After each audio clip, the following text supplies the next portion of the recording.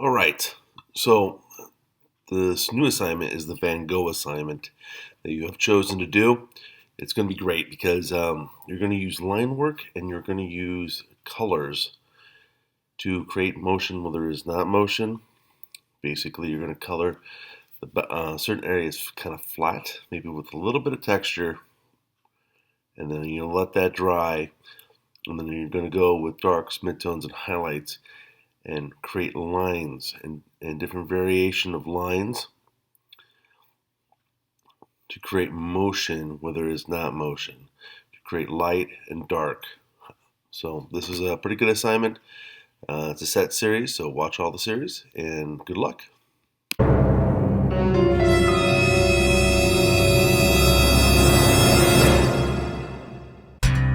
Alright everyone, we are going to the next stage, which is doing the line work with the color.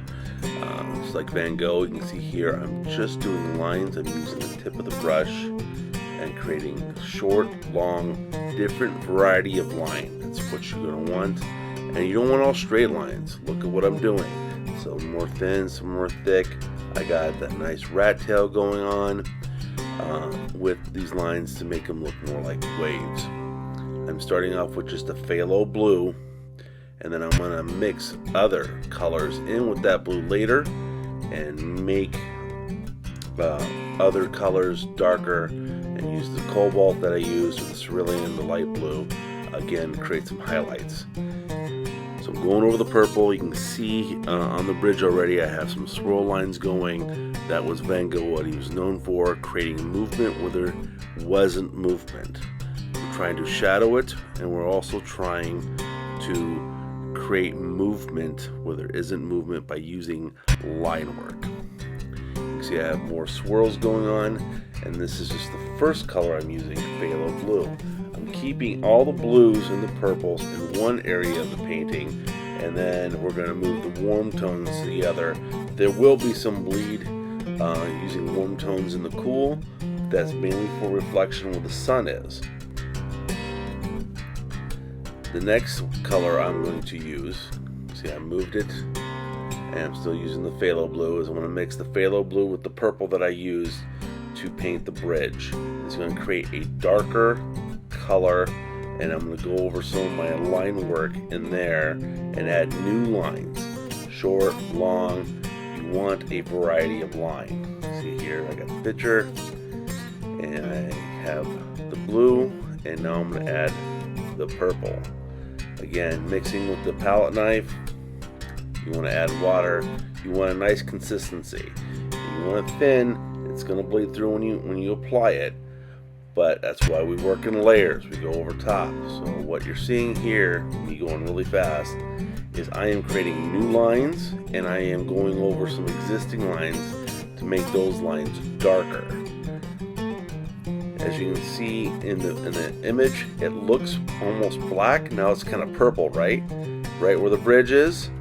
Okay, some of that has to do with the shadow. My shadow's casting on it, but going over with that darker purple is making that color even darker. And from a distance, it's going to look black. That's why I don't want you to use black. I want you to use colors so you know how colors work together to create more intense colors. More vibrant colors. I'm going over the line work. I'm looking at the image, though you can't see it, so I can kind of see what's going on. As we're progressing here, you can definitely see that it's starting to look more like water. The next color I will use is a light blue. Doing the same thing. I'm going to create highlights in the bridge, make it pop a little bit more, and then I'm going to also use white as a reflection of the sun in one area, as you saw in the picture earlier. So enjoy the rest of the thing. I'm using two different kinds of brushes here, okay people? So I'm switching off and off to a finer brush. I had you pick out certain brushes, a medium brush and a thin brush. You can see here I'm using the thin brush to get the lighter, thinner lines. We're not painting over the entirety of the base coat that we did. We're going to have it bleed through. it should peak. We're not painting over all of it.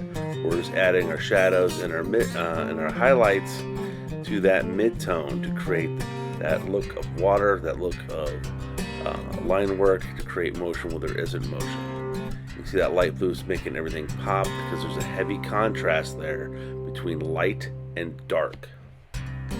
So enjoy the rest of the painting. I hope you got this, and the next one I'm going to do will be the sunset, using the light in the sunset with oranges and reds.